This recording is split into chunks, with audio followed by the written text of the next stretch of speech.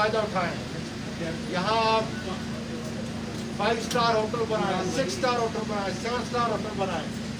मैं ऊपर देखूंगा कि मेरा कोई अफसर जो है रिश्वत न ले, आपके रास्ते में रुकावट न डाले। आपको प्लान बिजनेस बना के दे सकता हूँ फी सबीलिल्लाह, लेकिन आए रेलवे की ज़मीन को इस वक्त जो है कोई पैसे पैदा नहीं कर रही, इसको आमदन का जरिया बनाएं और अपने पाकिस्तान की इस रेलवे को आगे लेके जाएं।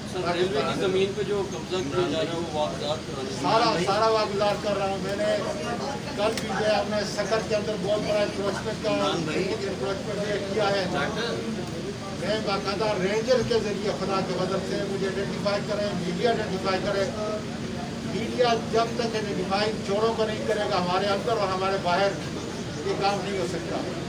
मीडिया का मशहूर हूँ, मुझे भेजें और आप फिर देखें कि क्या कोई इंक्रोचर जो है हमारे मिले बगैर कोई इंक्रोच नहीं कर सकता। इसलिए उसको तोड़ने का तरीका ये है कि मुझे बताएं ताकि इस माफिया को मैं तोड़ सकूं। सर ये बैंक इसको सी बैंक के साथ कनेक्ट किया जा रहा है कि थैंक यू सर, बहुत बहुत शुक्रिया। एक मिनट खड़े हैं।